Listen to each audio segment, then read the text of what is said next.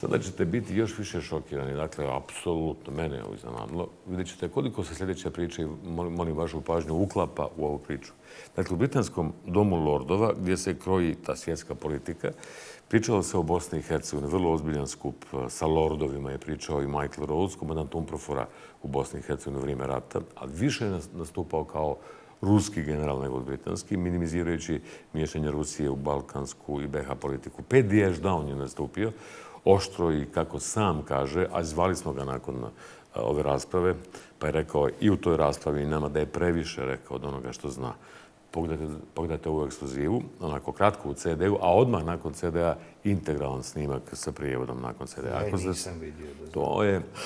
To je nevjerojatno da su mali portali najavili, neki kao mali, onako ali neko tamo radi pametan, najavio je to u programima, ali kada je to obavljeno, niko to nije registrovao signal. Dakle, ako ste se počeli gledalci kada upitali kako se to kroji politika, ko su ti ljudi, kako oni izgledaju, gdje je to mjesto, kakav je to prostor, kako to uopšte ide, upravo ćete vidjeti večeras. Dakle, sasvim otvoreno, bez rukavica.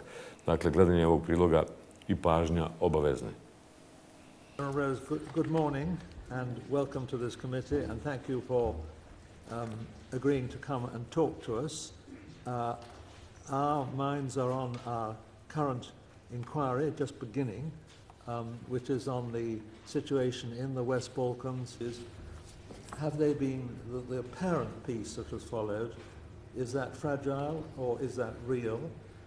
Is the interstate and interethnic conflict still about to explode again, or can we look forward to a reasonably stable future? But whilst it's obviously clear that the Bosnian War was in the Balkans War was probably the most violent of all the conflicts that took place at that time, then I think we would all agree that today in Bosnia we see a rising trend of xenophobia, racial tensions, continuing corruption, evidence to meet the standards of good governance required by the European Union, a rising element of radicalization, particularly amongst the Muslim communities, and of course the country, because of the reluctance of the Bosnian Serbs to sign up to the dream of Dayton, which was a single nation, the country still as fragmented, I think, as ever, and is actually at risk of being a failed state. Now, much of this tension and unhappiness in the region, I think, stems from the Dayton Peace Accord that, in my view, was built on a lie.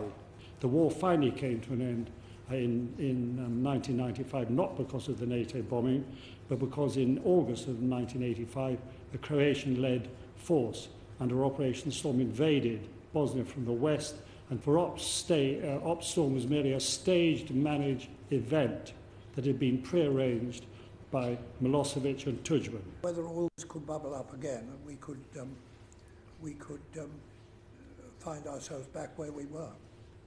But the dangers, I think, of Bosnia becoming a failed state, I think, are quite great.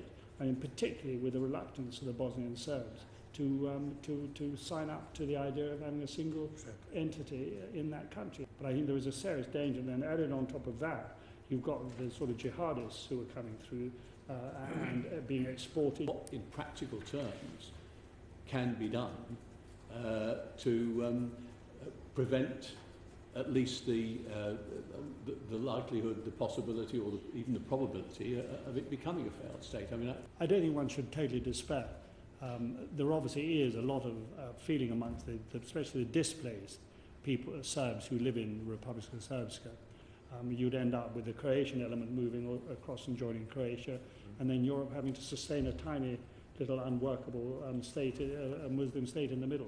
What about Turkey? We've just had Mrs. I don't think they are. I mean, I think they would love to reinvent the old Ottoman Empire and have their same sort of influences in their old region. But that is just wishful thinking. But my experience of the Muslims of the Balkans, and I once had a discussion with one of the Saudi Arabian princes on the subject, who had actually been responsible for sending a mission there at the start of the Balkan Wars to find out about these European Muslims who they'd never heard of. And some imams went from Mecca and spent, I think, 6 weeks in Bosnia in particular, and went back saying these Muslims are not Muslims. They don't pray 5 times a day, they eat pork and they drink like fishes. But I don't think that actually will have much impact on people who are probably European in blood anyway. And part of the reason you gave for that was the particular nature of Islam in Bosnia-Herzegovina, very moderate form and so on. However, earlier on you talked about radicalisation inside Bosnia-Herzegovina, polarisation. But that's something that we should take an active part in, surely. But it doesn't alter my overall view is that the instinctive nature of the Bosnian Muslims is not exactly the same as the Wahhabis, for example. Pleasure, and I may disagree with some of the things which Sir Michael Rose said, but he's if Bosnia goes bad, the rest of the Balkans goes bad. Do I therefore mean that I think Bosnia will go back to war? No. I don't think that's the most likely outcome. But the situation is so febrile, Mr. Chairman, that I cannot entirely tell you with confidence that conflict and violence would not be the outcome if, for instance, some event like a hand grenade was thrown into the mosque in Doboju on Friday prayers. The consequence of that would be, I think, unpleasant. Etc. Is a reform of Dayton a fundamental in getting the major solution to the problems that we face? It is. And it how is. would I mean, you look, suggest Dayton we had, go ahead? Dayton had all sorts of stupidities, infelicities.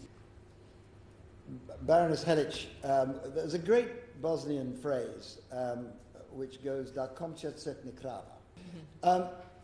So I have no doubt what the key to Bosnia is to make this right, and that's to create a functional state.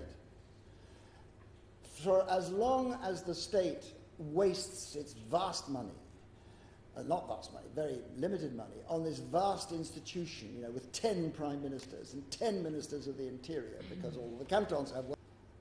If the European capitals will provide the will behind that, the Foreign Secretary, the High Representative for Foreign Affairs can do it. I don't think there is any desire. I mean, Russia's interest in the Balkans is to give us as much mischief as possible. Sir Michael Rose said they didn't want a failed state. They're perfectly happy to see failed states in the Balkans because, and look, the things that make Bosnia move is Washington and Brussels. I remember saying to my good friends amongst the Bosnians that I thought that they were being killed by their silence. That was the silence of the Bosnian lambs, because the difficulty is driven by the politicians at the top who want to preserve the specificities of their ethnicity because it helps them to control power. And if you want to solve the problem of fissuperiousness with Mirko, with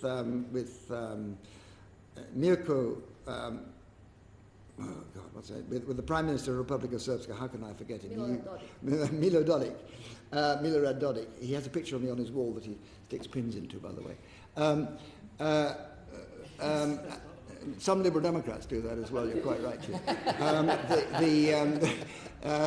If you want to get Milorad Dodik to do something, you will not get it done by bullying him from Brussels. You get it done by getting his friends in Belgrade.